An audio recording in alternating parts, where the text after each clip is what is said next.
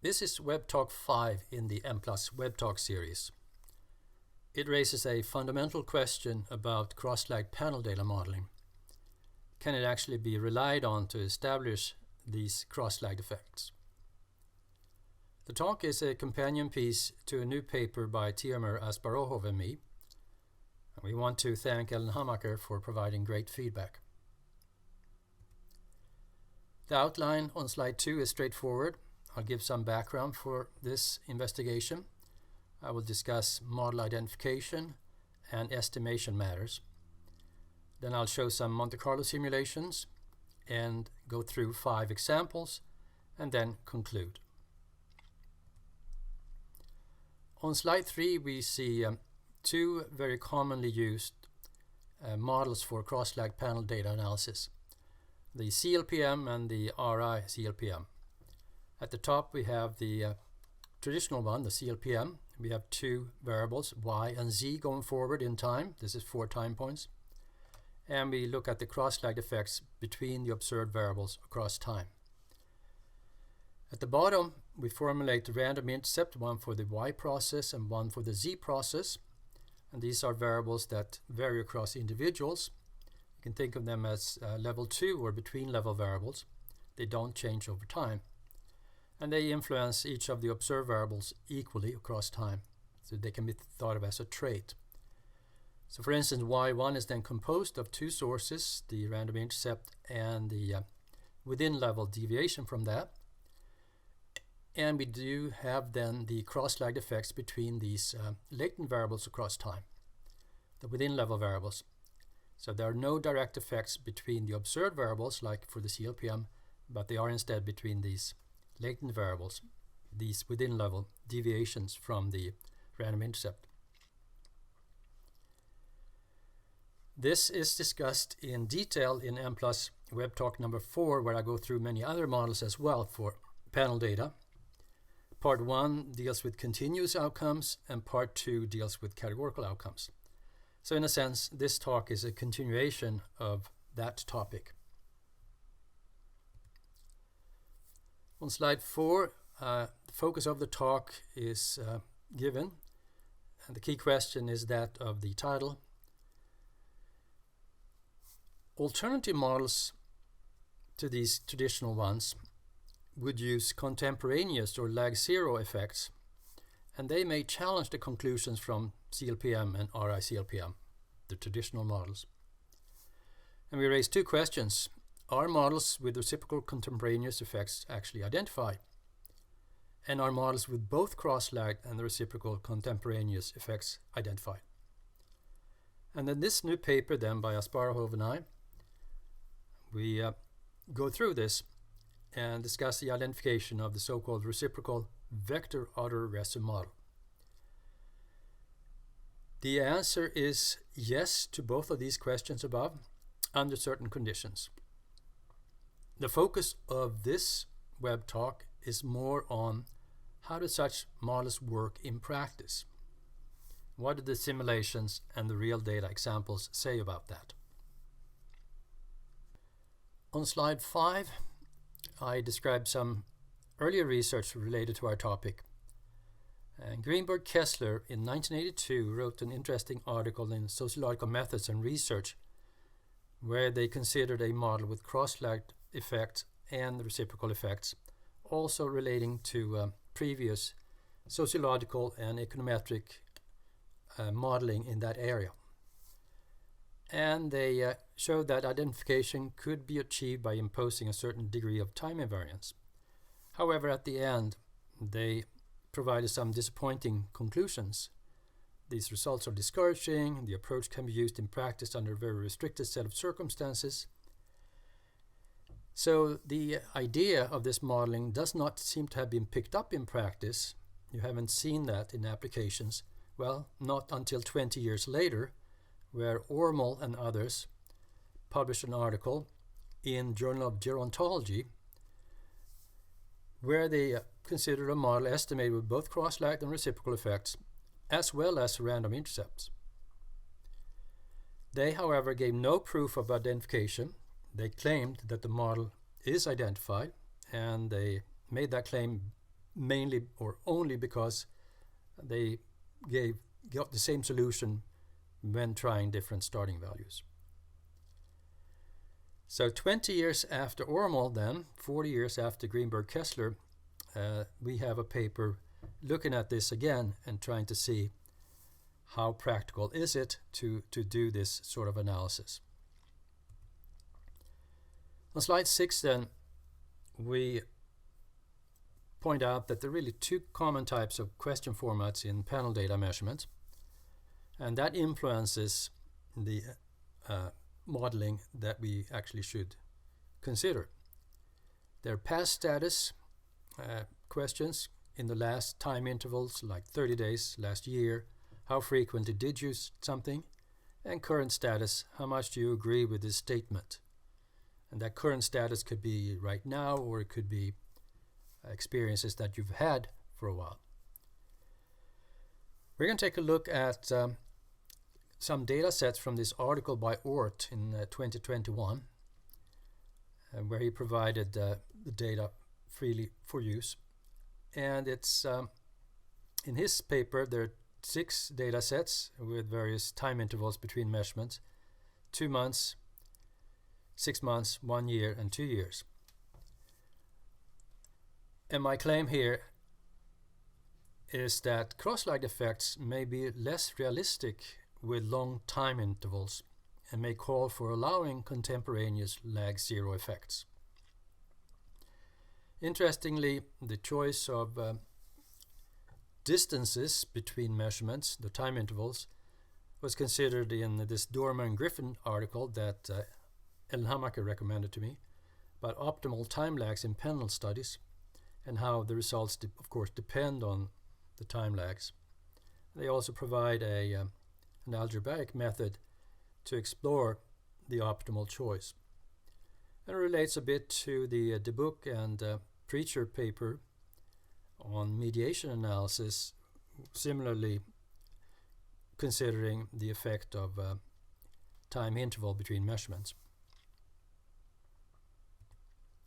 On slide 7 then, we can consider 2 competing panel models. On the left is the standard cross-lag panel model with in the form of CLPM for 2 time points. And imagine then at the second time point here we have a question that refers to experiences in the last year, so that the measurement at the time point earlier refers to 1 year back from that time. So you can imagine then that an experience could happen in the beginning of this time frame, and the key event for time point 2 happens at the end of that year, and then there would be a cross-lagged effect that refers to 2 years. So the cross-lagged effects of events between 1 and 2 years ago, I argue, may be weak. Instead, the reciprocal lag zero model on the right may be more realistic when you have these long time intervals and measurements referring to past experiences. So the difference is that we don't have these cross-lagged effects anymore. Instead, we have a reciprocal interaction here, this variable influencing that, and that variable influencing this.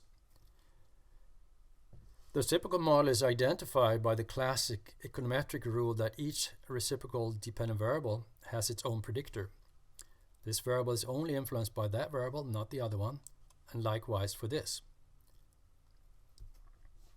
And this kind of model and the debate between using this model or that model is a long-standing debate in the classic econometrics, going back to a series of Norwegian researchers in the 1940s, I believe. Now, the 2 models are actually equivalent and can't be statistically distinguished. You have the same number of parameters. Here you have 1, 2, 3, 4 regression parameters. Here you have 1, 2, 3, 4 regression parameters as well. And you have 1 residual covariance, and at time 1 you have this correlation between the variables. So same number of parameters, same model fit to data.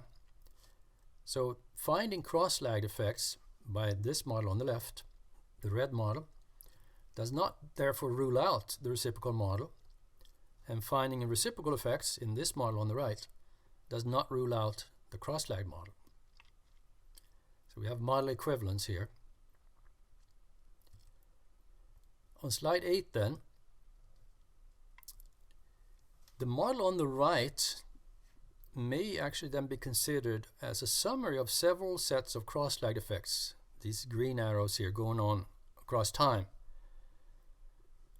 But we don't measure them.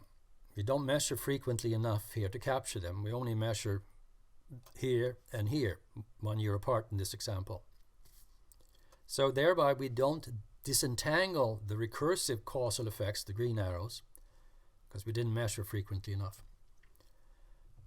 And to some, that may be therefore a negative. That is, we would like to find these causal effects, quote unquote, that is, effects that are of the kind that something happens at one time point influencing something else at a later time point. You don't get that quality of conclusion from the reciprocal model here. So the question is, on slide 9, can we include both cross-classified and reciprocal effects in a model?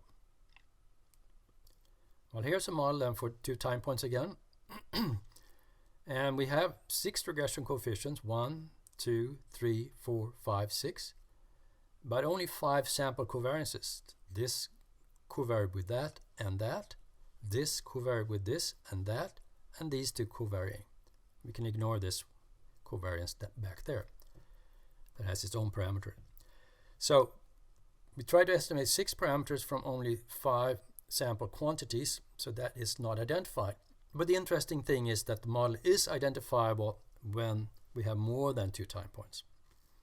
So there is the sequence of Greenberg-Kessler 1982, Ormel 22, and Muthen 2022, and Asparouhov. Now, if you consider the reciprocal cross-lag panel model for 3 time points, it would look like this, where the model is identified if you have equal reciprocal effects across time 2 and 3. So this is the reciprocal effect going from below to the above variable, and that has the same value across time invariance. Likewise, for the arrow going the other direction, you have the parameter c. So you impose 2 restrictions here, and that makes the model identified. Now, I should also mention that adding random intercepts to this model does not affect the identification status at all. In the random intercept model, this would be the within part of the model, and the identification really concerns that part of the model, as discussed in the Asparouhov Muthen paper. Now, the model is not identified if all of the parameters are time invariant. So a reciprocal DSEM is not possible. You know, this time series model where we assume time invariance for every parameter. So that's not possible. It's not possible to do a reciprocal combined with cross-lag model in that setting. Now, this model also has some issues. There are special considerations that are needed in the analysis, and we'll get to that in a moment. On slide 11, we can take a little deeper look at these 2 alternatives, the CLPM on the left and the reciprocal CLPM on the right. And once again, we could have a random intercept version of it, but this is simpler to draw. So if you look at the model on the left here, the residual covariances, they allow time-varying, unmeasured common causes to influence the 2 outcomes. So time-varying, unmeasured causes come in here to the residuals, and they're common, so they correlate. So we allow that by that residual covariance. While on the other hand, on the right, in model B, the 2 outcomes, the residuals of the 2 outcomes are uncorrelated. Covariances are 0, no covariances here. So one can think that that's a disadvantage of the model on the right, But in line with regular regression, Model A also makes strong assumptions. Model A assumes that the residuals are uncorrelated with the two predictors.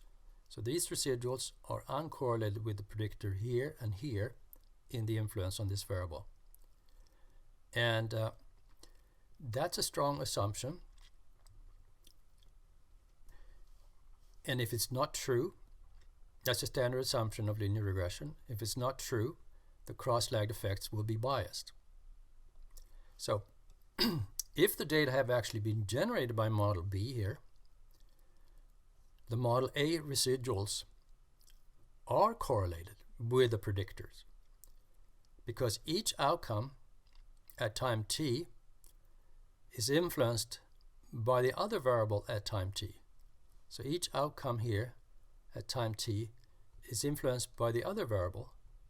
So there is another cause, another predictor, which is correlated with the two predictors, and therefore the assumption in Model A is incorrect.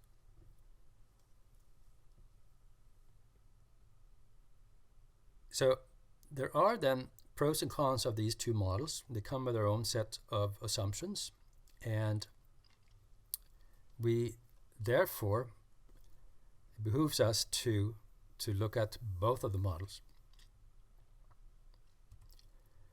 On slide 12 then, I put up all three models here for 3 time points and point out that they are equivalent models. So at the top we have for three time points the classic CLPM model, and in the middle we have the what I will call the reciprocal only model. So you have no cross-lagged effects. You still have the covariances between the residuals. And at the bottom we have the model that I simply call reciprocal, where you have cross-lagged effects just like in the top model, and you have the reciprocal effects with time invariance, but you don't have the residual covariances that you have in the two models above it. So these three models rather, are totally equivalent. They have the same number of parameters and they fit the data the same. So the bottom model here is an equally valid model as the model at the top, and so is the middle model. Of these two models, the middle model and the bottom model provide an alternative interpretation of the data than what is obtained by the classic model at the top. Turning to slide 13, here are some key findings from the Asparouhov Muthen paper regarding what we call a reciprocal cross-lag panel model with or without random intercept. The model is identified for t equal to or greater than 3 time points with equality of the reciprocal effects across some of the time points at least. And the model has t minus 1 more parameters than the regular CLPM or RI CLPM models. It's equivalent to those models if you add t minus 1 restrictions. So for instance, for t equals 3, then t minus 1 is 2. So we apply 2 restrictions, and we can for instance assume that, or we can only assume that the reciprocal effects are invariant for time 2 and time 3. With 5 time points, we have t minus 1 equals 4 restrictions, and the reciprocal effects are invariant then, for instance, for time 2 equal to time 3, and for time 4 equal to time 5, or other combinations that you may want to explore. The models are then identified with those 4 restrictions. The results will be slightly different, and you can do an analysis where you test the sensitivity of that choice. For t equals 4, that is for even number of time points, you don't have a natural choice. Could for instance use equality for time point 2 and 3 and let 4 be different. As long as you have 3 restrictions, the model is identified. When I do the analysis on real data, I usually have full time invariance for the reciprocals, which I find to be reasonable. And then you would have a model that uses fewer parameters than the conventional ones. One important note here on slide 13 at the bottom is that the cross-lag effects of this reciprocal cross-lag model are different from those of CLPM or RI-CLPM. So the cross-lag effects, those effects that they have in common, they are not going to get the same estimates. And that has implications then, of course, for interpretation. Going to slide 14, we get a little bit more technical. And a important finding here is the model has two solutions. It's a little bit like when you do quadratic equations, where you have a quadratic equation with a plus or a minus solution, and you choose one solution as admissible and the other can be discarded. One needs to impose restriction to choose this acceptable solution, and that's essential for bootstrapping and Monte Carlo simulations, where you have different draws or different replications, and in one draw or one replication you get one of the two solutions and the other solution, so then you're mixing apples and oranges, so you need a restriction. Now, one can think of this, the two solution issues, this duality issue, as an innocuous, harmless type of non-identification, pretty much in line with one-factor analysis, where the factor loadings can be either all positive or all negative and give the same fit. Just changes the interpretation of the factor increasing or decreasing. So you don't have infinitely many solutions as in typical non-identification, but you have distinct sets.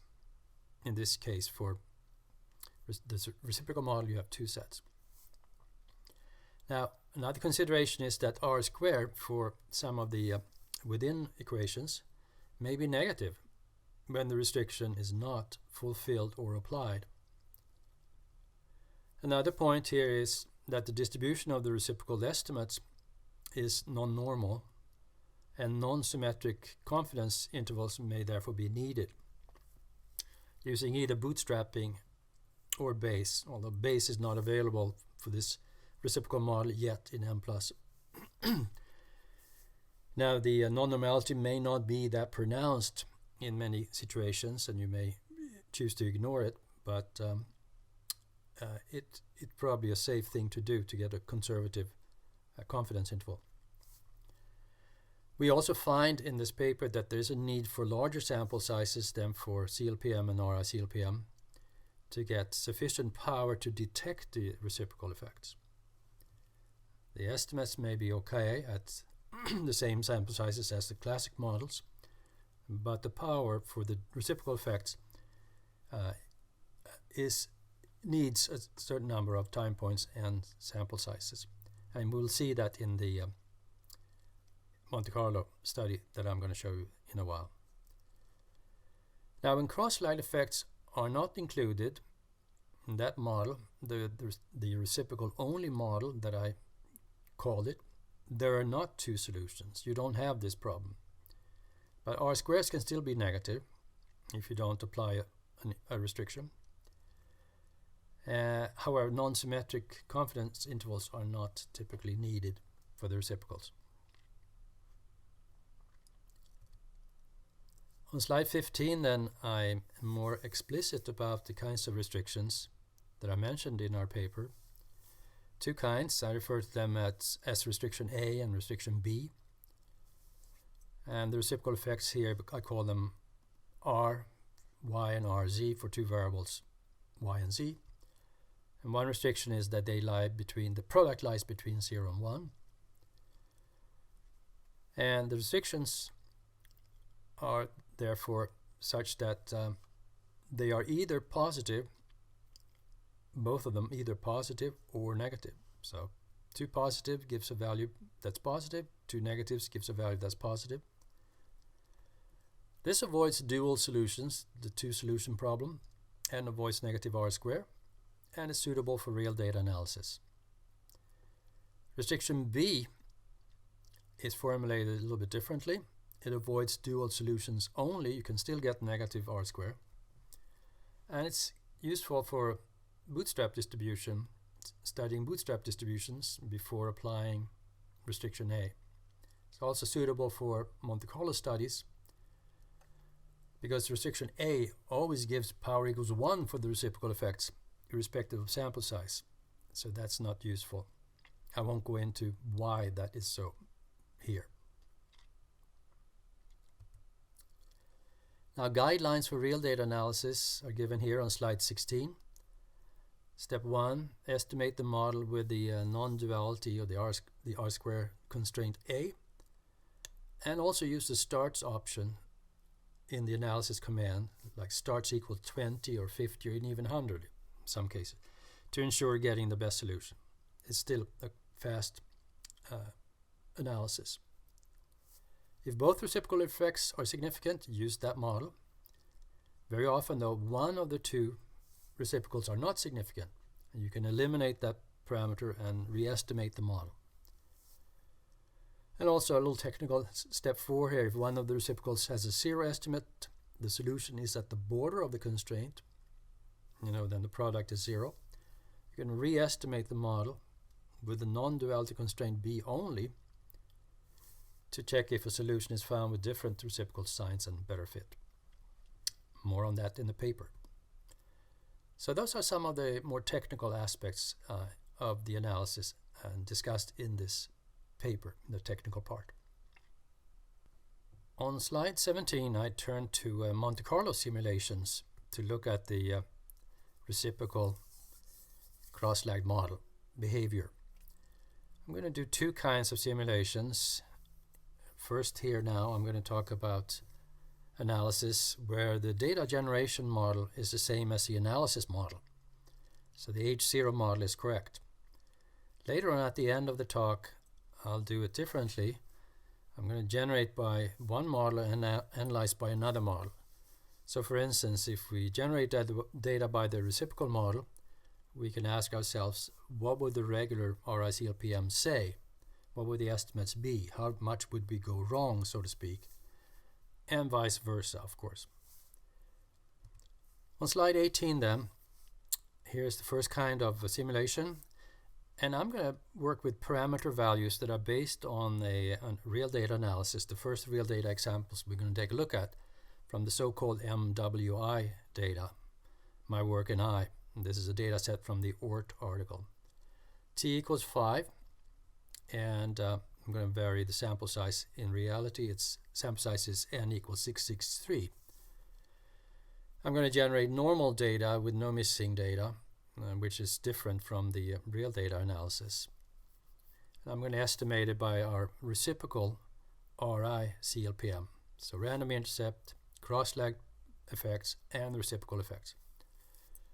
And the cross-lagged effects are going to be the same in the data generation, but the time invariance is not imposed in the analysis. The reciprocal effects are going to be time invariant in both data generation and analysis. I'm going to use bootstrap equals 500 draws to capture potentially non-normal distributions for the estimates and work with non-symmetric confidence intervals. I'm going to apply the non-duality reciprocal restriction, restriction B. I'm going to vary the number of time points as 3, 4, 5, and where the t equals 3 and 4 rounds are based on the first 3 and 4 time points of the MWI data set with 5 time points. Sample size varying as 500, 750, and 1000. And you will have the setup for this on the Webtalk website, where you can then, if you like, try other sample sizes, lower or higher. I'm going to focus on the quality of the estimates and the quality of the standard errors, as well as the power for both the bootstrap estimator and the MLR estimator. For all of them, the chi-square reject proportion is good. The 5% reject should be about 5%. That is 5.05 proportion for the different replications should be, the outcome should be close to 0.05. And that happens in all of these cases very nicely. Now, on slide 19, I first take a look at the Monte Carlo distribution for a reciprocal effect, and we call it ST. That is the effect of, in this case, self-esteem on depression at the same time point t. So this is a contemporaneous lag zero effect. For a sample size of 500 with 5 or 3 time points, I was just interested in seeing how potentially non-normal it might be. Here's what it looks like for t equals 5, and on the right for t equals 3. And the skewness is fairly low. I mean, you see some skewness here, high values up to the right, but it's not that big, or at least not for t equals 5, a little higher for t equals 3, but not that high. What I conclude from that is that the maximum likelihood MLR CIs may be good enough, the non-symmetric ones.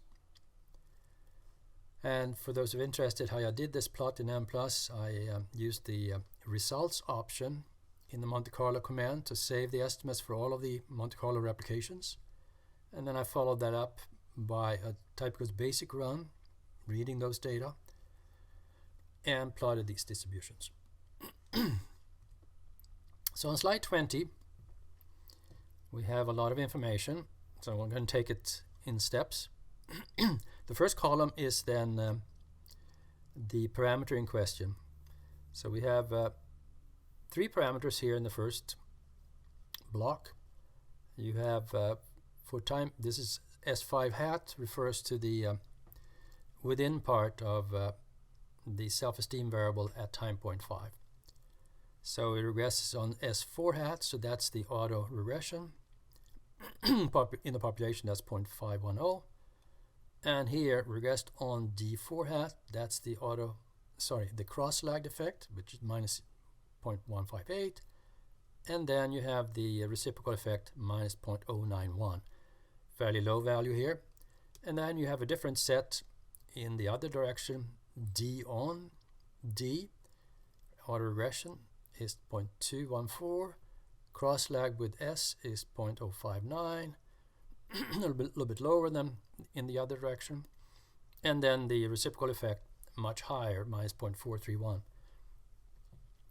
So S influences D more than D influences S here.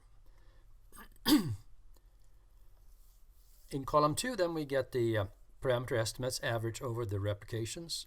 So for instance, if you look at the lag zero effect here, we see that the estimate is fairly close to the true population value. And then the standard deviation is the variation across the replications, 500 replications in this case, that these estimates have.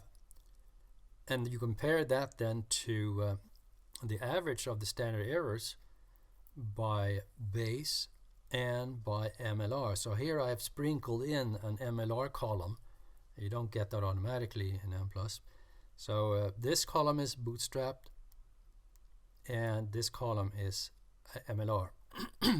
The previous columns, average and standard deviation, are the same for bootstrap and MLR, because bootstrap parameter estimates are the same for MLR and ML.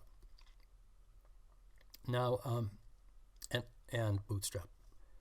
So then you see here that bootstrap tends to overestimate the variation in the estimates a little bit. And MLR does a little bit better in this case.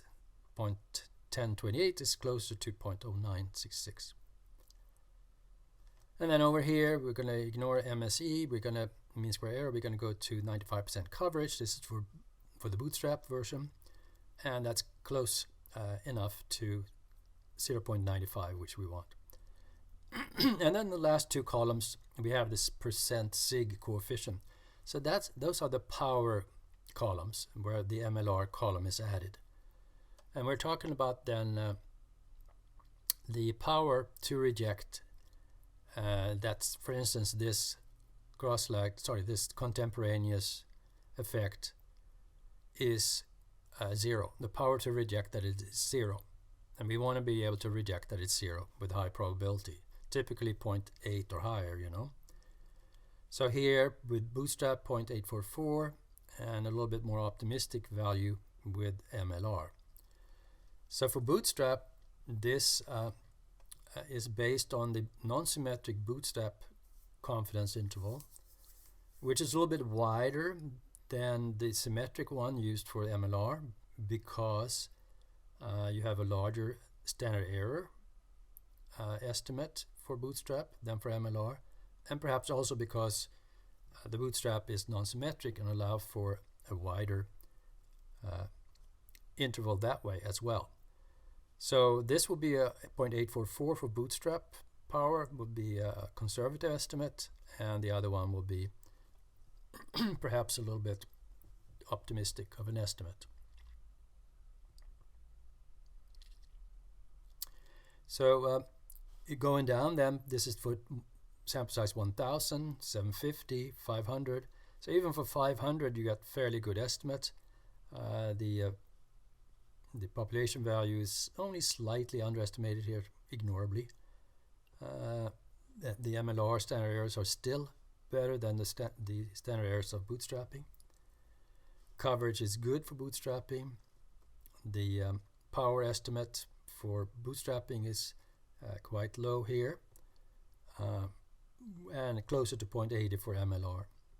But I want to point out that even for a power of 0.56, you do have the possibility of a significant effect in any given sample in real data, for instance, as we will see for lower sample sizes and for fewer time points. You can look at the ratio of the standard deviation, or rather the estimate of the standard deviation. 2 times 0.16 is 32, right? And you have then that's less than 0.42, which would indicate that there's a good chance to get significant results even for lower power values.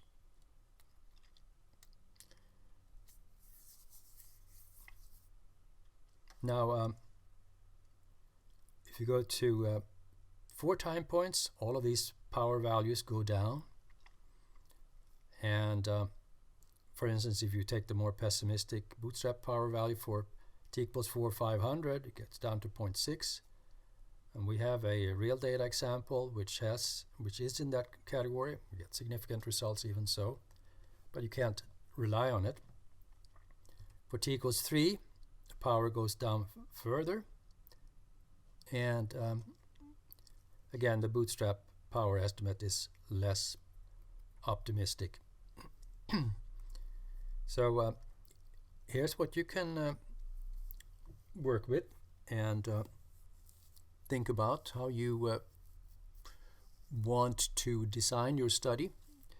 You should keep in mind that in real data you have missing data, so that even though this power here value 0.86 is nominally sufficient, it will be much less if you did this simulation with the trying to reflect the typical attrition over time. As we will see, real data have, of course, that we'll look at will have, of course, missing data with strong attrition. So you may want to have, you can study that with the model missing in the Mplus Monte Carlo, but you can imagine that you may need a bigger power value here to begin with in the non-missing data case. On slide 23, we turn to examples. And we're going to work with 3 examples from the Ort et al. Article concerning depression and self-esteem. And we have a nice spread of sample sizes, a number of time points, and intervals between the measurements in these data sets. The MWI, my work and I data that we mentioned, that we used to inspire our Monte Carlo simulation, has 663 individuals, 5 time points, and our measurements are with 2-month intervals. Then we have the BLS data, n equals 404 with 4 time points, and the interval 1 year. And then the NLSY data, where you have a much larger sample size, 8,259, and many more time points, 11, with a 2-year interval. So that'll be interesting to see which cross-lagged effects survive these long time intervals, and for which data sets we need to have lag 0 and reciprocal interactions. A fourth data set is the depression and disability data that Ormel and others worked with in their 2002 article.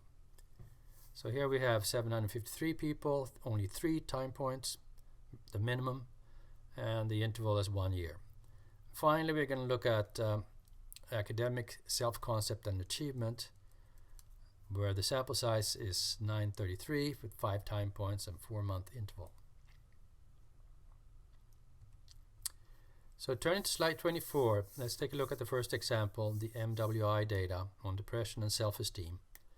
So this is an adult sample, and we mentioned the N and the T, and we also note that the coverage varies over time. Coverage meaning non-missing data, that is, first time point, the variables are measured for 99% of the sample. The last time point is only 57% of the sample surviving. So we have attrition here. Self-esteem and depression are measured 2 months apart, and for self-esteem, participants were asked how much they agree with each of the statements included in the scale. So in this case, there is no time frame stated, so one can imagine that this answer draws on both current and past experiences. For the depression variable, they were instructed to assess how frequently they had experienced a set of symptoms within the preceding 30 days. So there it's more explicit what the time frame is. We're going to try an RI-CLPM with time-invariant cross-lagged effects, the traditional RI-CLPM, and that points to a small but significant cross-lagged effect of depression on self-esteem, as Ort found and shows in his table 6. So effect of depression on self-esteem, that is, regression of self-esteem on depression. Now, turning to slide 25 then, let's think a little bit more about which estimators we should choose. We can use MLR, maximum likelihood with robust chi-square and standard errors. And that's needed because we have data, in this case, that have non-normal distributions for the outcomes, quite skewed variables.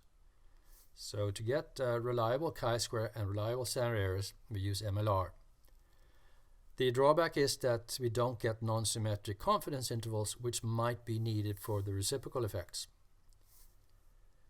I mean, note then, as a reminder of how Mplus is set up, the MLR parameter estimates are the same as the maximum likelihood parameter estimates and are the same as the parameter estimates using Bootstrap. So Bootstrap only influences the standard errors. Now, Bootstrap analysis uses the ML estimator in Mplus. You have to say ML estimator equals ML. And it gives the Bootstrap standard errors and Bootstrap non-symmetric confidence intervals, matching a skew distribution for these reciprocal estimates. The Bootstrap standard errors are a little bit inflated, as we saw in the Monte Carlo studies. So the CIs, the confidence intervals, will be a little bit too wide, conservative. So what I do here then is do 2 runs, one with MLR to get chi-square and standard errors, and one with Bootstrap to get confidence intervals. Slide 26 then, we have the Mplus input for this new reciprocal RI-CLPM model for the MWI data, MWI I should say.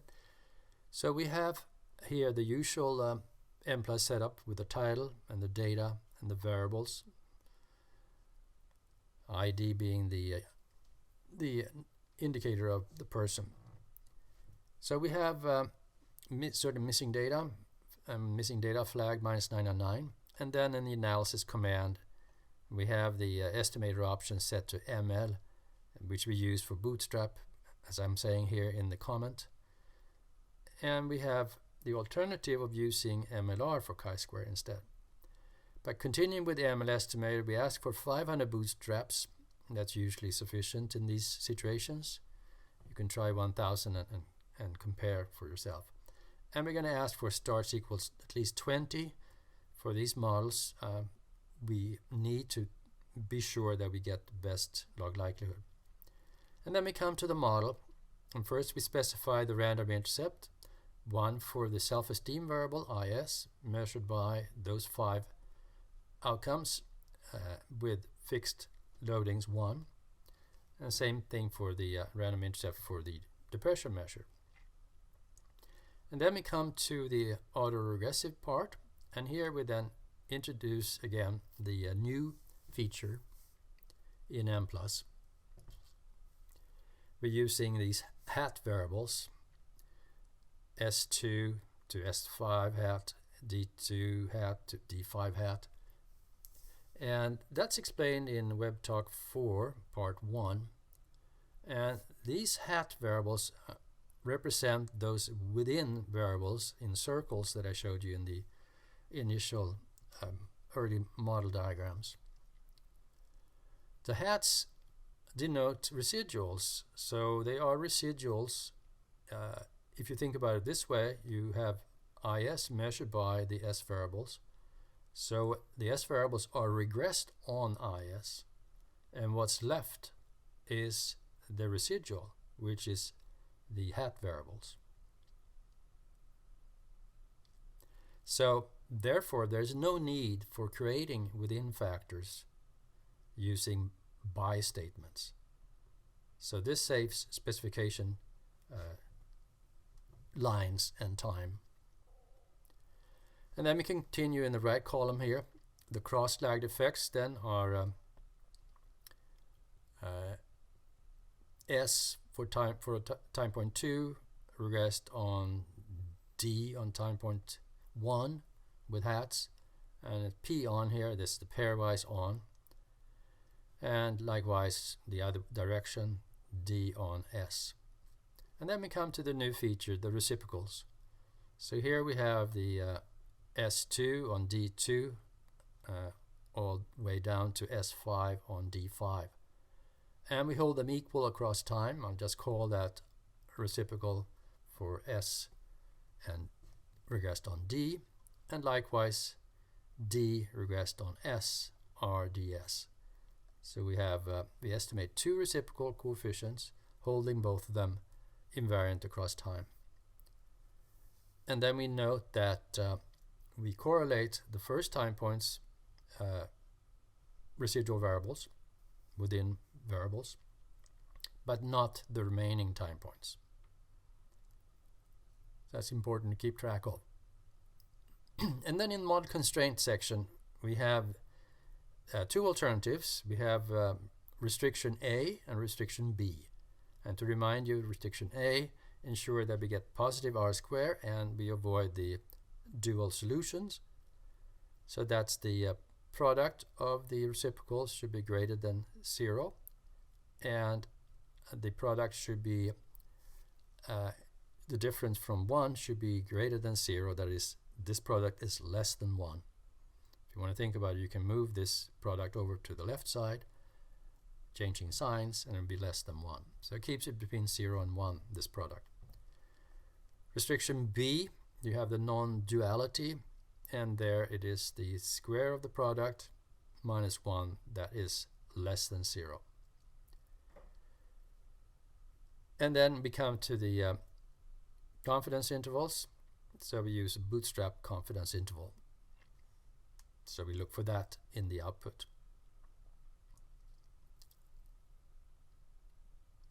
Now, we're going to be focusing on these 3 key models that we have talked a little bit about earlier. And here we draw them for the within part of the random intercept version of these models. And we see that we have 5 time points. At the top is the standard RI CLPM. In the middle we have the reciprocal only model, where we leave out the cross-lagged effects and instead have the reciprocals here. We keep the residual covariance across time, like we have in the RI CLPM. And then the bottom model, model C as I call it here, is the reciprocal model. That is, it has both cross-lags and reciprocals, but it doesn't have the residual covariance that is not identified on top of the other parameters. So you have three major choices, and then within each set of these three models, A, B, C, you have variations of how much invariance you want to hold across time. Now if you go back to slide 26 then for a second and think about this, how do you get the regular RI-CLPM from this input? How do you modify it? Well, RI-CLPM does not have these reciprocals here, so you just comment you can just comment out the reciprocals, but then you would have to add the residual covariances here for each of the 5 time points, not only the first one. That would give you model A, RI-CLPM.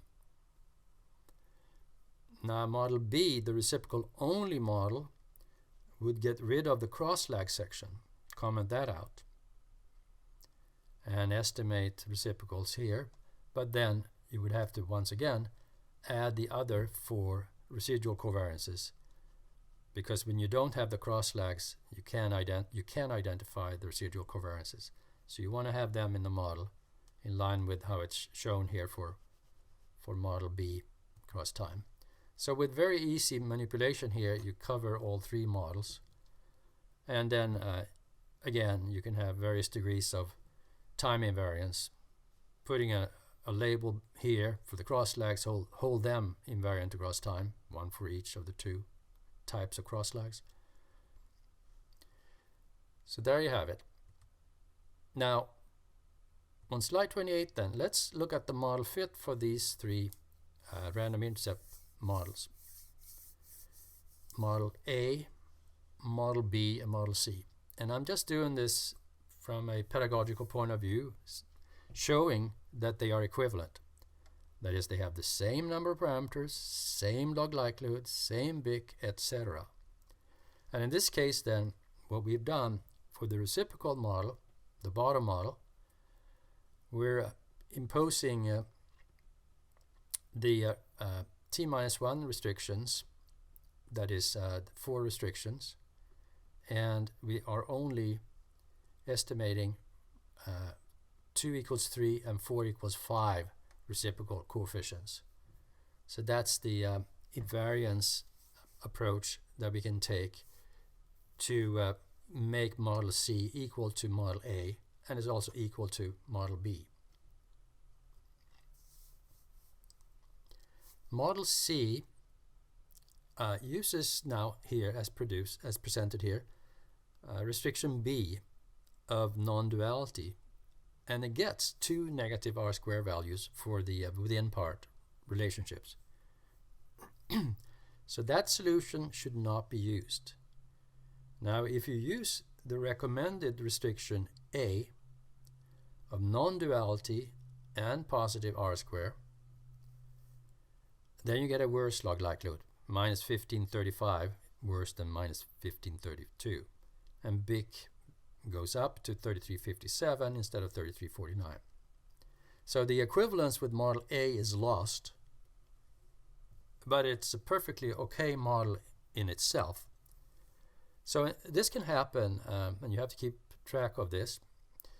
If you want to go for the equivalence, then you may in some cases, and only impose restriction B, then you may get negative R-square values. So you should look at the standardized solution at the bottom of the estimate to see that you don't have any negative R-square values. You don't want to have that.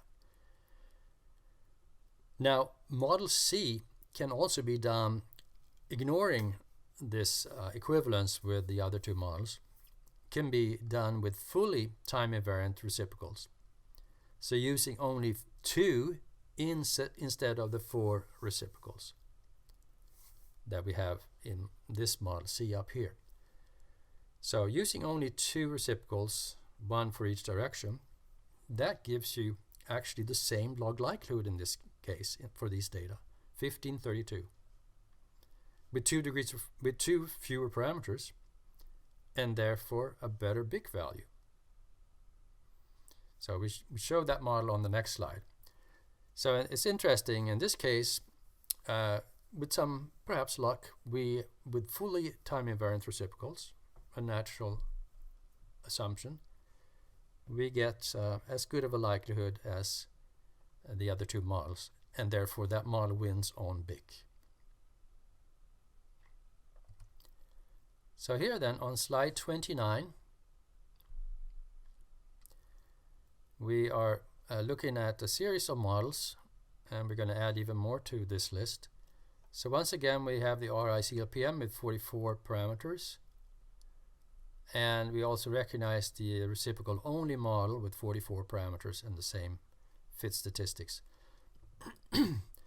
Now for the RI CLPM, you can add the time invariance of the cross lags, and you get fewer parameters, 6 fewer parameters, and you will get a difference in log likelihood by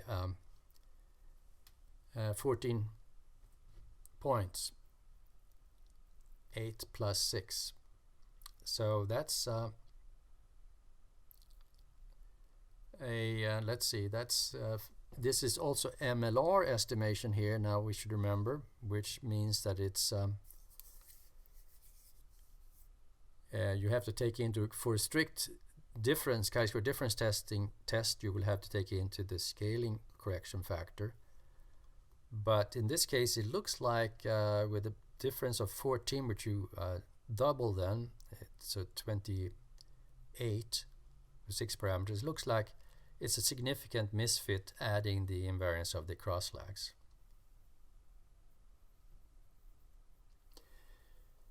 Now for the reciprocal only model, you can try the reciprocal only model with invariance of reciprocals. In there you again have 6 parameter difference. But here the difference in log likelihood is only 6. So the 2 times log likelihood difference is 12 with 6 degrees of freedom, so to speak. If we ignore the scaling correction factor, it doesn't seem to be that bad of a that much worsening of the fit by adding the invariance of the reciprocals. Now the reciprocal model with invariant reciprocals, the one we alluded to at the bottom of the previous slide, has 42 parameters, 2 less than the model A here, model B here. Here's model C. So the log likelihood happens to be the same. So of course that gets a much better, or not much better, but a better BIC value. And the p-value for the chi-square test is now for the first time above 0.05. RMSEA is pretty good for all of these models. And then you can go further. Model 6, the reciprocal invariant X lags and reciprocals. So you're adding the invariance of the cross lags here, getting you down to 36 parameters. Log likelihood worsens a little bit. So the difference here is that you add the cross lag invariance. You have 6 degrees of freedom difference here, and it's only 714. So once again, Model 6 does not seem to worsen the fit of Model 5 with that much. Maybe fairly significant, but it's not by much, practically speaking.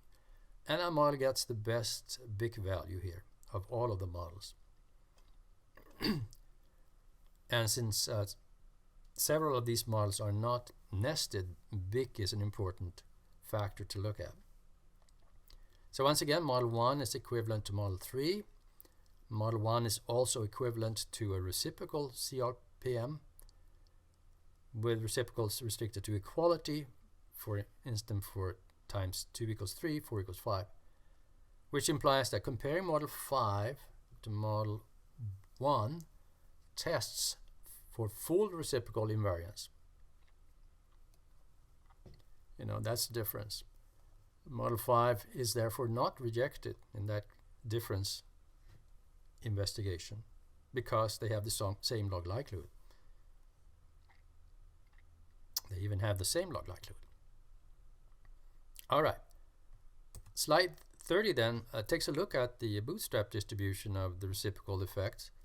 And in this case, it's self-esteem at time t influencing depression at time t. So this is a lag 0 effect, contemporaneous effect, and it is a key effect that we find for these data. So it's a reciprocal RICLPM with time invariant cross-lag and reciprocal effects. So it's model 6 on the previous page. And the bootstrap distribution, we see that we have a little bit of a skew distribution perhaps, but most importantly we have a big mass here around the peak, minus 0.4, saying that increasing self-esteem decreases depression at the same time point. Increasing self-esteem decreases depression at the same time point. But it's not quite significant because the 95% confidence interval goes from minus to plus, so it covers 0 here and therefore would indicate non-significance, but it's close to significant, and we will see that it becomes significant in a forthcoming analysis. Model 7. Now looking at the effect going the other way, depression influencing self-esteem, in that same model, the peak is around 0, and it's also insignificant. But the peak is, and the mass of the distribution here, bootstrap distribution, over the 500 draws is 0. So this indicates that the parameter can be fixed at 0. So continuing with the fit table then, we were down here, model 6.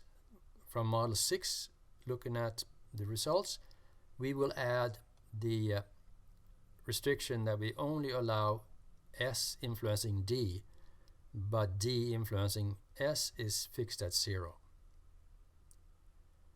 And this model gets an even better BIC value. So that's a model you may want to stay with.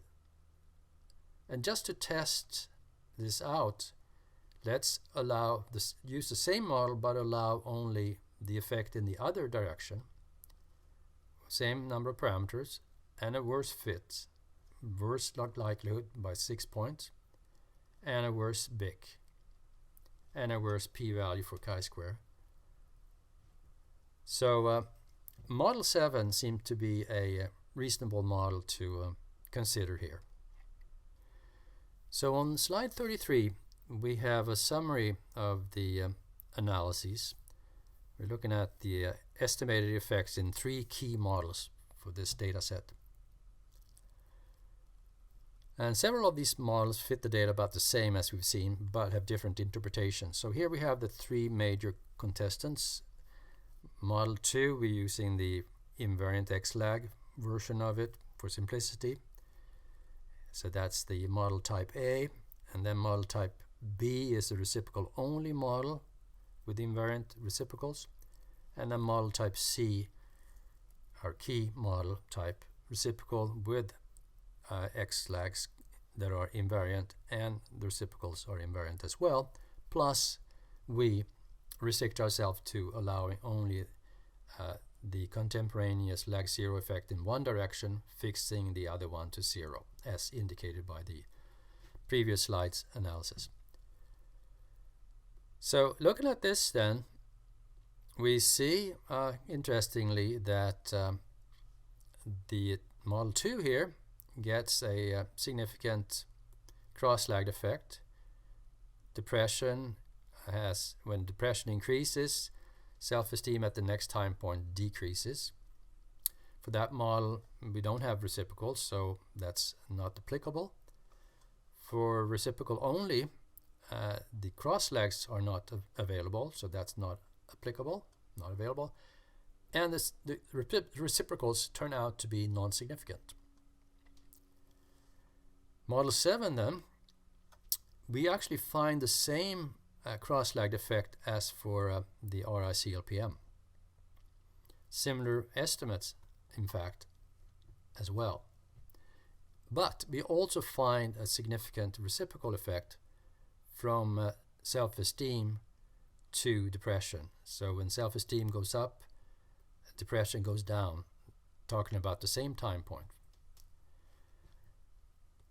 So that's an interesting extra information that Model 7 gives beyond Model 2 up here. And for this reciprocal effect, we should also point out that we want to look at the bootstrap confidence interval here, because reciprocals tend to have non-normal distributions.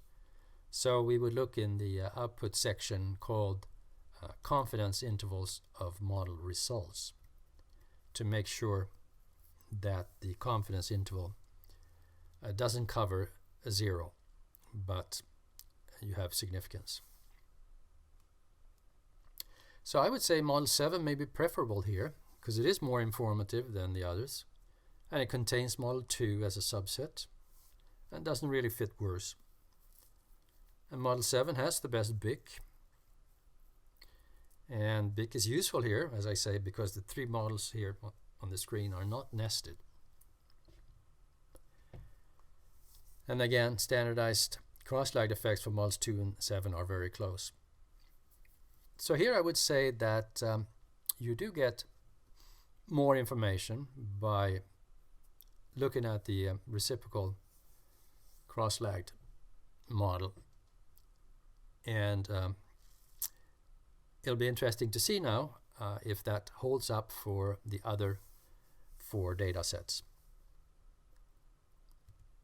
So looking closer then at Model 7, what it says on slide 34, let's look at the indirect effects that this model implies. And we're looking at only 2 time points, the 4th and the 5th. And we're looking at standardized estimates and bootstrap confidence intervals to decide on significance. So using model indirect then, we can look at the effect of S4 to D5. S4 to D5 has a direct effect, but that was not significant. But S4 influences D5 also indirectly, and by 3 different, well, first of all, the total indirect effect is minus 0.339, so it's non-negligible, and the bootstrap confidence interval does not cover 0, so it's significant. And that consists of 3 different paths, S4 to S5 to D5, which is the major part, minus 0.223, but also S4 to D4 to D5, which is minus 0.092. And the effect, however, from S4 to D4 to S5 to D5, let's see, S4 to D4 to S5 to D5 turns out to be insignificant by the bootstrap confidence interval. The direct effect, as we said, S4 to D5 is insignificant. So you can decompose the effects this way, and of course you can go all the way back to the first time point if you want to see the effect of one of the variables on the other variable at later time points. You can also look at the opposite, the effect from D4 to D5, for instance, is positive 0.250. As you would imagine, it's positive. And the indirect effect, D4 to D5, is 0.051. It is small but significant, does not cover 0. D4 to S5 to D5 is pretty much the whole indirect effect. It is the whole indirect effect, so same values. And then the direct effect, the autocorrelation, autoregression, is is larger, of course, large as usual. So this is a way to interpret this lag zero contemporaneous RI-CLPM. On slide 35, we turn to example 2 having to do with depression and disability. So this example is from the Ormel et al. Article of 2002 that I mentioned in the background section. So this was published in Journal of Gerontology and was not noticed by methodologists in the panel data area. So what we're looking at here is disability at 3 time points and depression at 3 time points. This is for 753 people, and the 3 time points, as we mentioned, is the minimum that you can get away with for doing both RI-CLPM and the new reciprocal RI-CLPM. So the Ormel et al. Model has a disability trait or a random intercept influencing all time points, correlated with a depression trait or random intercept.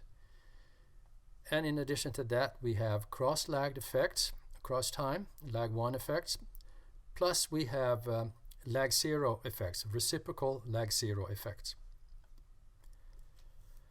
So that is what we call the reciprocal model in this talk. What we're looking at here is an analysis where we have measurements at 1 year apart, and this comes from this figure comes from figure 2 in the article, presenting standardized estimates after fixing these 2 reciprocal effects from depression to disability at the 2 time points, fixing them at 0, having found them insignificant.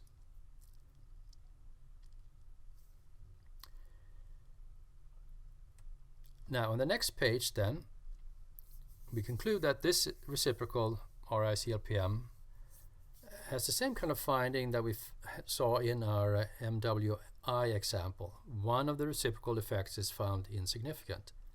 Small negative effect in this case, which would not make sense even in this context, whereas the significant effect is positive and larger. So that's why the small negative was fixed at 0. So the analysis uses time invariant reciprocal effects and also time invariant cross-lagged effects, which is not necessary, but they do that here. But the article does not really make clear that the model that they present is equivalent to a regular RI-CLPM. You know, with 3 time points, there are 2 reciprocal parameters in the reciprocal model, and there are 2 residual covariances in the RI-CLPM. So you have the same number of parameters. So you have this model equivalence again, so that the reciprocal interaction shown in figure 2 on the previous slide is just one possible interpretation of the data. So I was interested in this data set, and I tried to get the raw data, but turns out that's no longer available 20 years later. But in table 2 of the article, you get the estimated covariance matrix for the saturated model, H1 model, where you take missing data into account. So this is by maximum likelihood, or what's called FIML.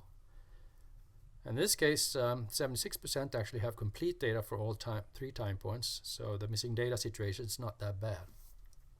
So what I did was to use this estimated covariance matrix for the saturated model as a sample covariance matrix, because that would give you estimates, point estimates of the parameters that are close to what the raw data would give. A chi-square fit and standard errors would not be correct. For that, you would need to go back to the raw data. On slide 37 then, we have the different models listed, the 3 kinds, the RI-CLPM regular kind, the reciprocal only kind, and the reciprocal models variations in three different variations. And I should mention, by the way, that throughout all of these 5 examples, I use the RI CLPM, not the classic CLPM, because the CLPM fit is much worse in all of these examples, and the random intercept variances are substantively large and significant in all of the examples. And in my opinion, the RI version of CLPM is the more statistically motivated, well-motivated model, because you have multi-level data, time points within people, and therefore you should have a multi-level model in essence, where you should have at least a random intercept, as we do in multi-level regression. So that motivates the random intercept component. Now in this case, CLPM compared to RI CLPM has only 17 parameters. You get rid of the two random intercept variances and the random intercept covariance, but the log likelihood then will be 9,200, and the BIC value will be 18,513. So much worse values than any of these models listed on the slide here. So here you have two RL CLPM, where the invariant cross-lagged effects, the lag 1 effects, reduces the number of parameters by 2, and you get the same log likelihood and therefore a better BIC. So clearly holding the cross-lags invariant across time is the way to go across those two time points. Now model 3 and 4 then are reciprocal only models. So the first one is equivalent to the first RI CLPM, and the second one you impose invariant reciprocals, which you don't need to do for the reciprocal only model, and thereby you reduce the number of parameters to 18, and you get a slightly worse fit here in this model by doing so, but not by much. So you see then that imposing invariance of reciprocal effects does not fit as well in this case as imposing invariance of cross-lagged effects. We'll see in other examples that it's the other way around quite often. So then in model 5 you have the standard reciprocal model with the invariance reciprocals, the two reciprocal effects, the sets of two reciprocals are equal across time, and that model is equivalent to model 3 and to model 1, as we see also in the log likelihood. But then for the reciprocal model you can add invariance of cross-lagged effects to that and reduce by 2 parameters, just like you reduce by 2 parameters between models 1 and 2 up here. You don't worsen fit at all there either, indicating once more with a different model that invariance of cross-lagged effects is reasonable. And then you reduce the BIC value. And then you find in that analysis that only one of the two reciprocal effects, lag 0 effects, is significant. And if you put the other one at 0 and estimate the one, then you reduce by 1 parameter, but the fit is unaffected, so that parameter clearly wasn't needed, and you get the best BIC here. Now I should just mention then that for model 7 the estimates are then very close to those presented in figure 2 that we looked at before of the Ormond article. So these values are probably fairly representative of what would happen in a real data analysis if we had the raw data. Note that I have not given chi-square fit or RMSEA at all here, because those would not be correct. Now, interesting little side note here for models 3 and 4, they had a hard time converging, and they would only converge if you use starting values that you can derive from RI CLPM using formulas in the Asparouhov Muthen paper, you can actually compute what they should be and then put them in as starting values. If you have an extra hard time, you can put them in as fixed values, and then once you have the other parameter estimates, you can free them. But anyway, so that thereby I got convergence, but I got negative R² values, a couple of negative R² values. And when I tried to impose either one of the two restrictions, A or B, it wouldn't converge again. So in this case, and that's the only one of the 5 examples, the reciprocal only model fails, essentially. So on slide 38 then, you have the summary of the 3 models, the best one of each kind. So the regular model here, where you have significance of both cross-lags, you have the effect of increasing disability at t-1 causes an increase in depression at time t, and vice versa. So you get both of those cross-lagged effects, whereas you don't have reciprocal parameters in the model. For the reciprocal only model, we have no solution. For the reciprocal model, we under the invariance of cross-lags and reciprocals, you keep one of the 2 cross-lagged effects, the dep to dis, but the other one, dis to dep, becomes a lag 0 effect instead. So the interesting thing is here that this model, model 7, is what the Ormel et al. Article presented and discussed and interpreted this difference in timing here between the effects.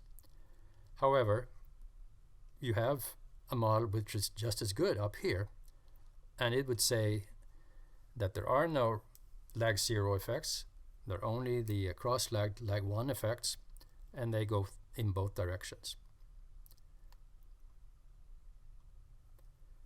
So that's an example of different interpretations of the same data using essentially the same models, equivalent models, I should say, not the same models, but equivalent, because they fit the data the same way. Okay, so then slide 39 goes to a third example, and this is the so-called BLS data, going back to depression and self-esteem as in the first example. Again, taken from the Ord et al. Article. So here we have 404 people, 4 time points now, and this is a time interval between the measurements of 1 year. So now you notice that we put back in the chi-square and p-values, etc., because here we have the raw data, and that's provided on the website for this Webtalk as well. And you notice since we only have t = 4, we have much higher p-values here than ever before, because the model has only 9 degrees of freedom. Actually, for t = 3, you would have only 1 degree of freedom. So it's not a very strong model in the sense that it doesn't impose that many restrictions as you have for t = 5. And the t = 3 model is an even less strong model from that point of view. So here we have RLC/PM and the invariance cross-lags, and the log likelihood difference is 2 for 4 parameters. 2 times 2 is 4 with 4, even though we should use a adjusted chi-square difference test because of MLR. We have the scaling correction factor. It looks like the invariance of cross-lags will win. Again, we have these high p-values and incredibly good RMSEA values.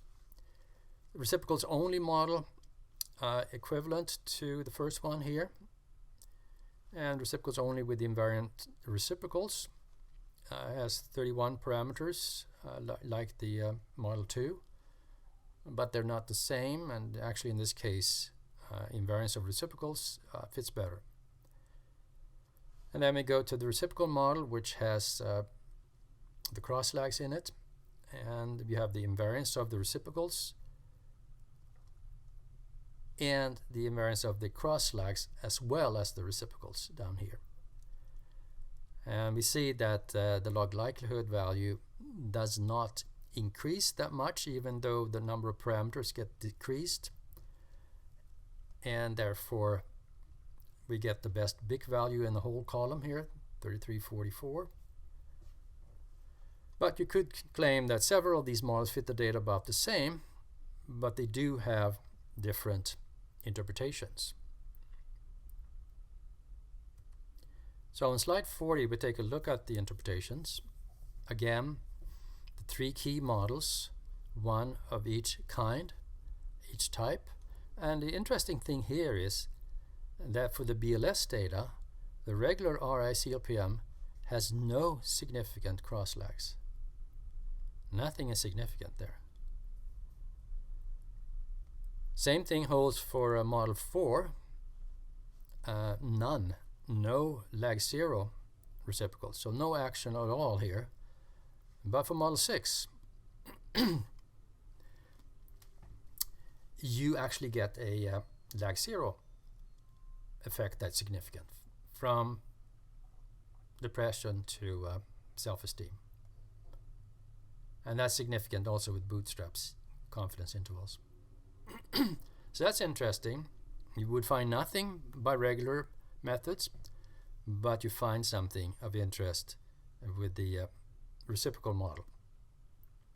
And this model 6 may be preferred over models 2 and 4 because it does find a relationship between the two variables, and it does not fit worse than the alternative models. In effect, actually, it has the best BIC. We'll leave the last comment for your own study. Then turn to slide 41 for example number 4. And this is the NLS Y79 depression and self-esteem data that was also used in the ORT article. So here we're talking about a huge sample, 8,000 people, much larger than any of the others, and 11 time points, many more than the other examples. So again, depression and self-esteem, and here now measured 2 years apart. So this is the largest time interval for the measurements of all of these examples. And this example has quite low coverage and time invariant modeling using ML. The MLR H1 model cannot be estimated, so no MLR chi-square, and that's because of the low coverage. It may be a multiple cohort analysis that was needed for these data. Slide 42 then. You have the same set of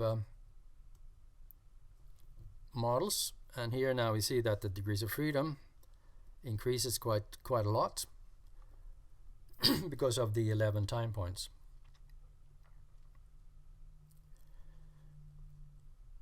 So we have the invariance here, and at least the RMSEA seems to be reasonable in this case. Chi-square is high. These variables are skewed, so regular ML chi-square is not the greatest here. Reciprocal only model with invariance reciprocals over all of the 11 time points has a little bit better fit than the RICLPM. Model 3 reciprocal with the invariant cross-lags and reciprocals. It reduces the number of parameters quite a lot. And we see then that we can go further in that analysis and go down to model 4, where you have also a reciprocal effect only in one direction based on the analysis in Model 3. So in Model 3 versus Model 1, we have, how do they differ? We have 10 residual covariances here across time, versus here we have 2, both of them have invariance crosslags. Here we have 2 reciprocal effects, so 10 minus 2 is 8, and that's the difference in number of parameters here. It's good to keep track of that so you know that you set up your models correctly. It's easy to go wrong if you don't count the number of parameters. And here we see again that if you compare Model 1 and Model 2, invariance of cross-lagged effects compared to invariance of reciprocals have different implications, same number of parameters, but in this case invariance of the reciprocals across time fits the data better than invariance of the cross-lagged effects. So here, for the NLSY data, the conventional model has cross-lagged effects in both directions. They're negative. As self-esteem goes up, depression goes down, and vice versa.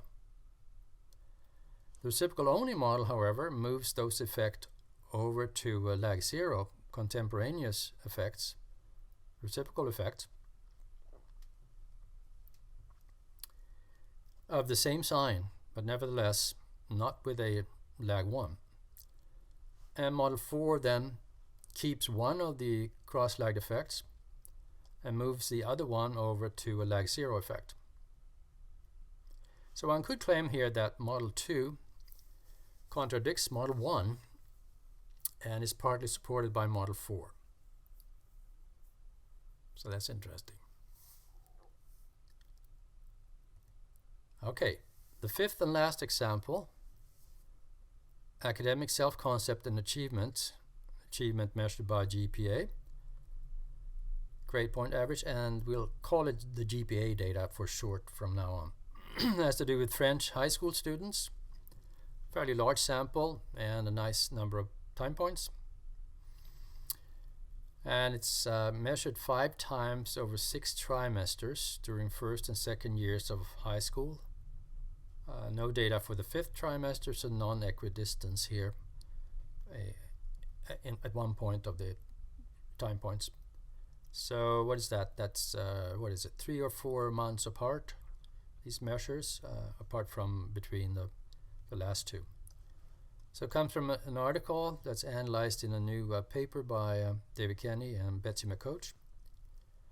And here we're looking at, going to take a look at the reciprocal RI-CLPM with non-invariant cross-lags and invariant reciprocals, Model 4. So here we have on slide 45, for this Model 4, we're looking at the effect of, this is the lag 0 effect of GPA influencing your academic self-concept. You have then the bootstrap distribution for that parameter, and you see that the mass of values are, concentration is around positive values 0.3 to 0.7 here. So, but you have the 95% confidence interval spanning 0, going from minus to plus, so we include 0. So you would call it non-significant. But it is to a large extent evidence of a positive effect. We'll see how it goes. If you look at the lag 0 effect in the other direction on slide 46, then the values center around 0, peak around 0, and we can conclude that that parameter can be fixed at 0. It's also insignificant here.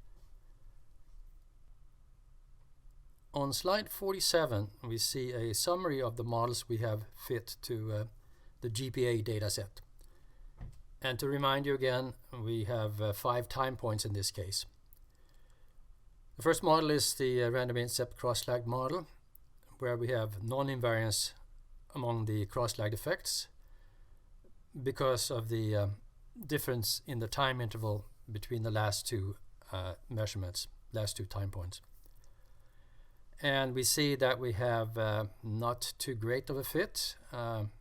Even the RMSEA gets a fairly low probability of being less than the 0.05 value. Now we have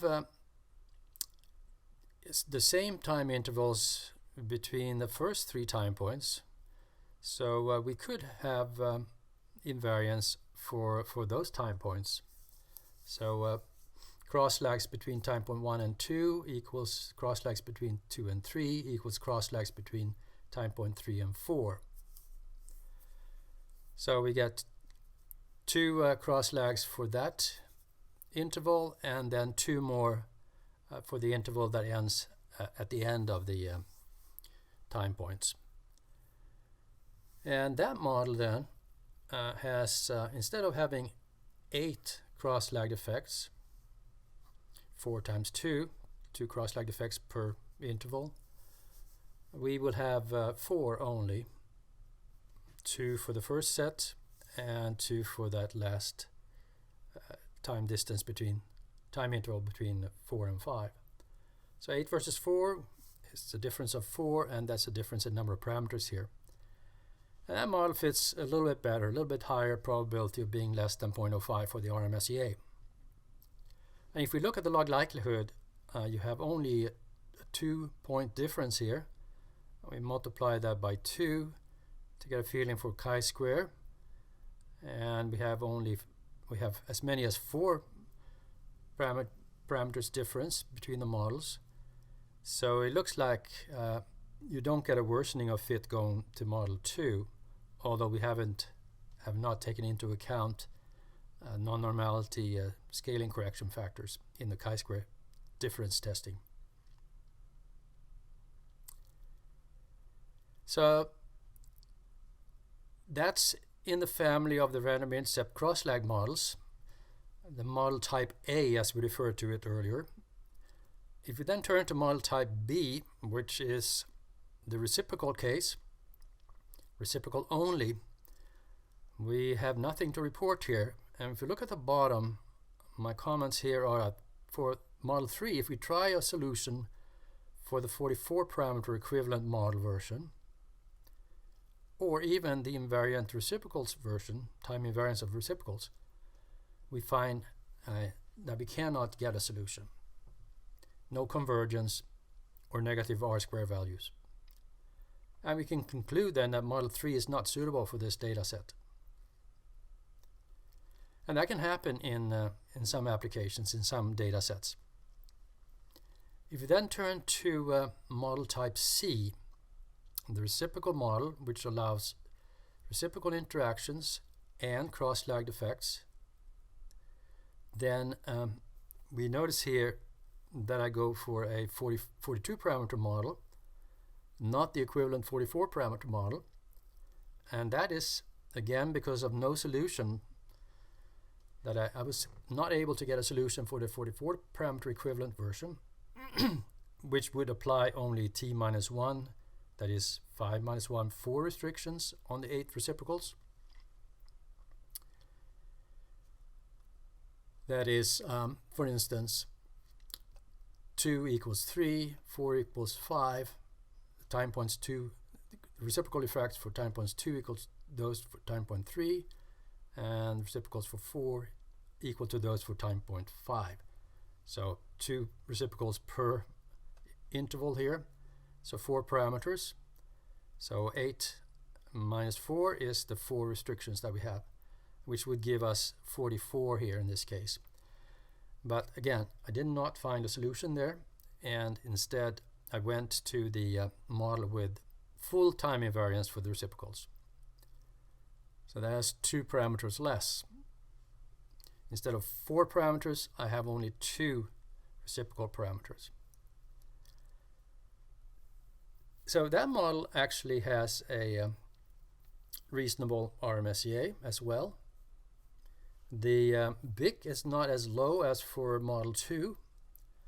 However, you can have a version of model 4 where you have partly invariant cross-lags, just like you do for model 2. Partly invariant cross-lags here reduces the number of parameters by 4 again, just like up here, to 38. And that log likelihood value that I'm not reporting here is 12,878. So once again, that partial cross-lagged invariance fits rather well. And then the big value would be 26016. 26016. So that would be the lowest, best big value of them all. But I'm staying with model 4 here, just for simplicity, for now. I essentially couldn't fit the other model on the page. And find then, in line with the bootstrap distributions that we looked at earlier, that it's only a lag 0 contemporaneous effect in one direction. You can fix the other one at 0. And then you end up with this model with 41 parameters and the same log likelihood in this case, and a good BIC. Again, we could have imposed partial invariance for the cross-lagged effect. Turning to slide 48, we have a summary of the estimated effects for these 3 key models for the GPA data with t equals 5. So the first model is the classic random intercept cross-lag panel model, and we found a significant cross-lag there from GPA at t-1 to academic self-concept at time t. That model does not allow any reciprocals. For model type B, the reciprocal only model, we could not find a solution, so we put that aside. For model type C, the reciprocal model, we had 2 different versions with non-invariant X-lags or with partial invariant X-lags. The results are the same with respect to what I'm reporting here. And we had full time invariance of the reciprocals with only a single lag 0 effect because the other one was 0. In that model, we find no significant cross-lagged effects and only a significant contemporaneous lag 0 effect from GPA to academic self-concept. So you see there that Model 2 and Model 5 disagree. And it's an example of the fact that using cross-lag panel modeling, you cannot really rely on findings of cross-lagged effects when you have almost equivalent or almost the same fitting reciprocal models that says that instead the effect is contemporaneous lag 0. Now that we have analyzed all of the 5 examples, let's take a look at a summary of what we found. So on slide 49 you have the data sets MWI and ORML, and on the next slide 50 you have the remaining 3 examples. And we're going to take a look at the 3 model types, regular RICLPM, the reciprocal only model, and the reciprocal model. And we'll be interested in 2 types of effects, cross-lagged effects and reciprocal effects, in which I also include lag 0 contemporaneous effects in one direction.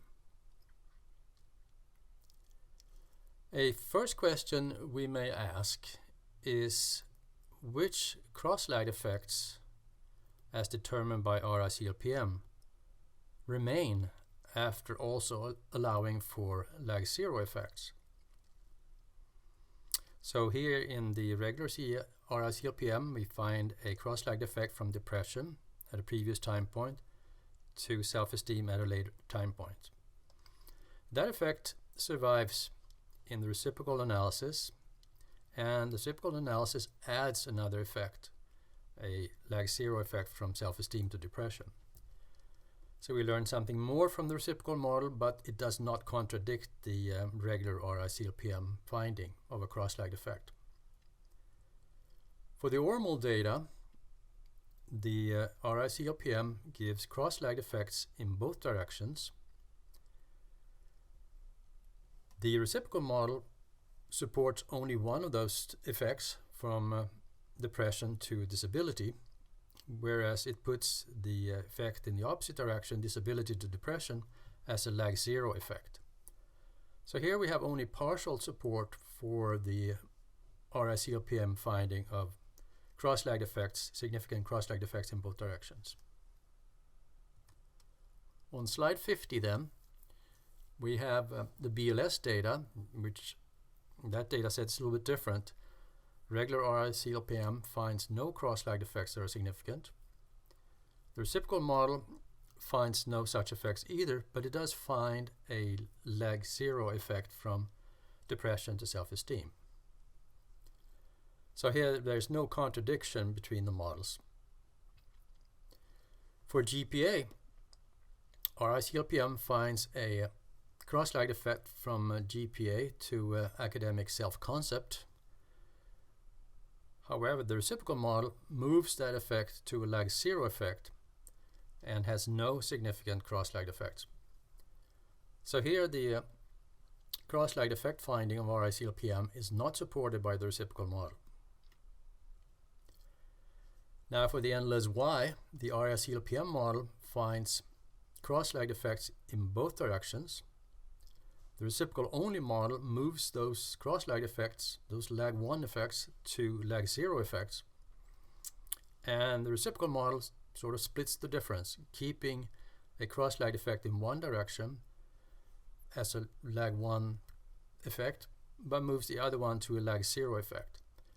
So in this case, the cross-lag finding of RI-CLPM is only partially supported, namely for the self-esteem to depression.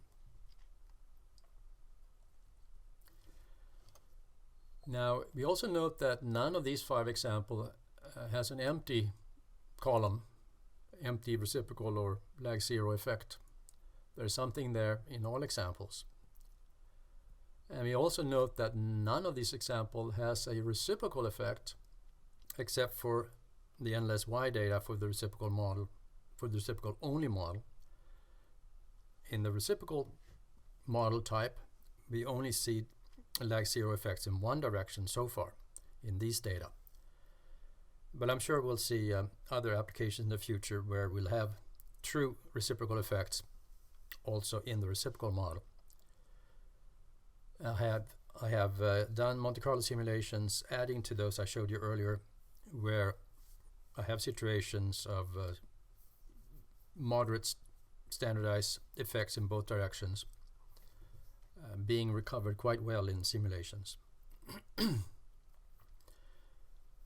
Now, looking at slides 49 and 50, we can go back to the early questions in the talk and ask, do we see more lag 0 effects or reciprocal effects in data that have longer time intervals?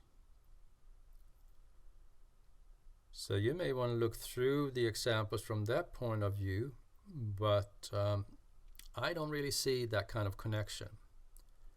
Maybe there are too few examples, or maybe there are other forces that are stronger than the time interval to cause either lag 1 or lag 0 effects.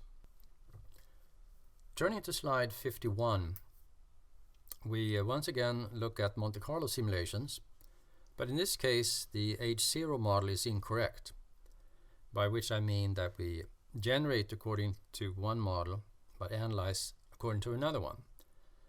And that corresponds to the 2 columns, generate and analyze. In Mplus language, one would call this the model population part, and this is the model part. So inspired by the MWI data, using S values, parameter values from that, I generated data according to the RI-CLPM model, which, if you remember, had a lagged effect from depression to self-esteem.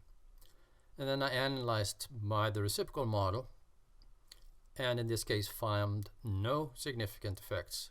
And if you remember, the real data analysis of MWI using the reciprocal model found both the lagged effect and the lag zero effect as well in the opposite direction. So here we find something different than in the real data analysis.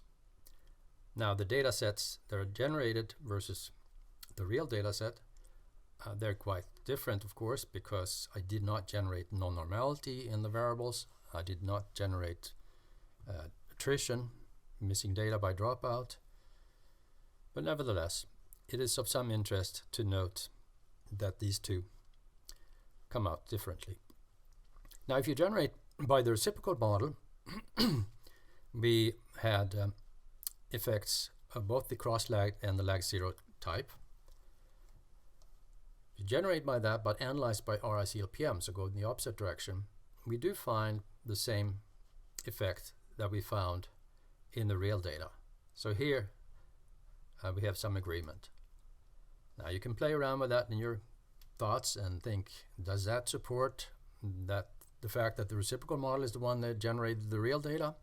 Well, that's a big leap, but it's interesting to find this similarity here.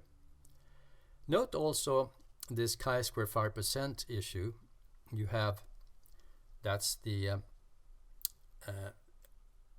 trying to find the power with which we can reject the model, this incorrect model. And among the 500 replications that I do, a proportion of 0.134 were rejected, had chi-square values greater than the 5% critical value. That's not a very high value. That's a very low power to reject the fact that this is the wrong model. The reciprocal model is wrong relative to the data generation. You have a little bit higher power, but still very low. You want power to be closer to 0.8. So that's an interesting feature, that we don't have much power to distinguish between the models. And we saw that we saw similar aspects of this in the real data analysis.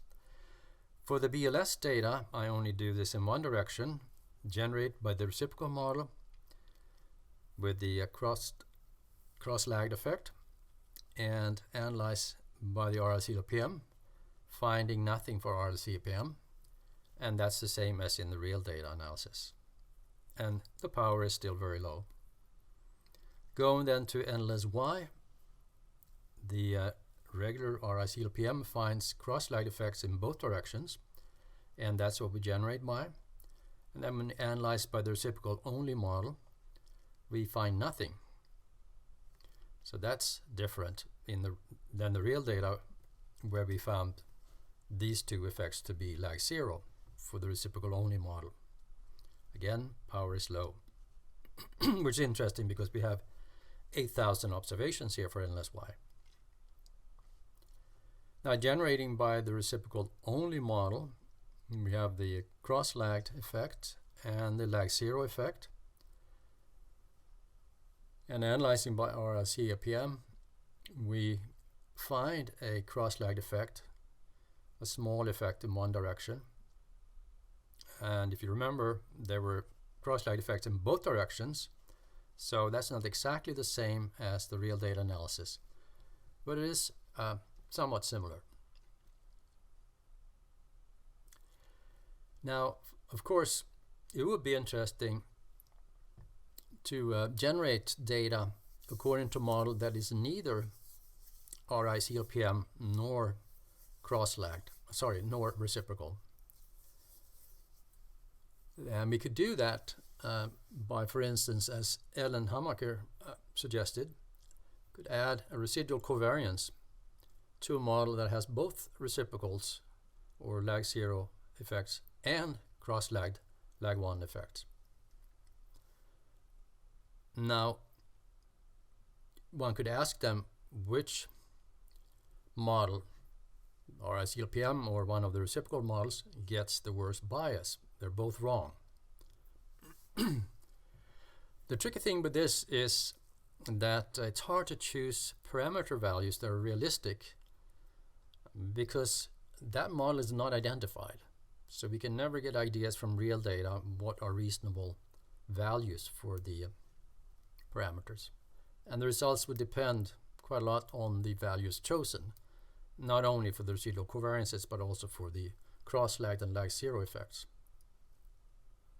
But it is an interesting and good question, I think, because studying the effects of unobserved confounders, as this could be portrayed as, is also in line with efforts that we see in the causal inference literature under the rubric of sensitivity analysis, like for a mediation models where you have effects that you cannot identify. And there's been work on sensitivity analysis by Imai, and we cover some of them in our book, Regression and Mediation Analysis using Mplus. So that's an area that could welcome some more research. On slide 52 and also on slide 53, we come to the conclusions. And from our real data analysis, we conclude that the three model types either fit equally well or about the same. All the models have log likelihood values that are not far apart. Differences are largely due to differing number of restrictions of time invariance or fixed effects. So we conclude that in this case, statistics cannot give a strong indication of which model is best. And that was also indicated by our simulations using the incorrect H0 model. We have very low power to reject the wrong model. So what is the answer to the question in the title? Can cross-lag panel modeling be relied on to establish cross-lagged effects? And it looks like the answer is no. It is hard to claim that a cross-lagged effect has been found if it is, or if it might just as well be a contemporaneous effect. So we take a look, for instance, at the GPA and endless Y analyses.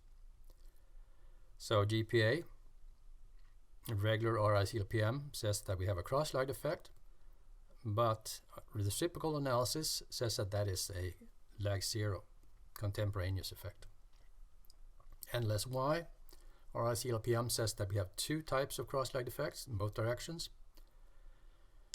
The reciprocal only model classifies them instead as lag zero effects, and the reciprocal model takes one as a lagged effect and the other as a lag zero effect. So both of these cross-lagged effects are not supported by the alternative analyses that fit the data rather, just as well. So turning to slide 53 then finally, with similarly fitting models, it is tempting to want to choose the regular RICLPM model because cross-lagged effects may offer a more interesting quote-unquote causal interpretation given the time lag between cause and effect. But as my colleague Tiomir Asparouhov says, this may be wishful thinking because the RICLPM does assume zero lag zero effects. And you don't really want to overemphasize the lag 1 cross-lag effects at the expense of these lag zero effects that we found with the alternative models. So my recommendation here is, why don't we report results of all three model types? The reciprocal and the reciprocal only models, they are useful complements to RICLPM because they enrich the understanding of the data. The reciprocal model may actually facilitate the search for a parsimonious model by its natural time invariance restrictions. For instance, holding reciprocal or lag zero effects time invariant may be much more reasonable than holding residual covariance time invariant, as you might in the RICLPM, because of the likely time varying residual variances. In any case, the regular RICLPM typically has worse BIC in the 5 examples that we look at. In fact, I don't think it's better in any of the examples. Again, reminding ourselves that to choose between the 3 models, we cannot use chi-square difference testing, because they're not nested, so we have to go by BIC. Now, one can wonder then, is the situation going to be different with the intensive longitudinal data, where we have much longer time series? So the interesting thing there would be, depending on the subject matter and type of measurements, intensive longitudinal data with more frequent measurements may have less of a need to include contemporaneous effects. And that's good then if one notice or remembers that DSEM analysis with reciprocal effects is not even identifiable. So with that, I end Webtalk 5 and thank you for listening.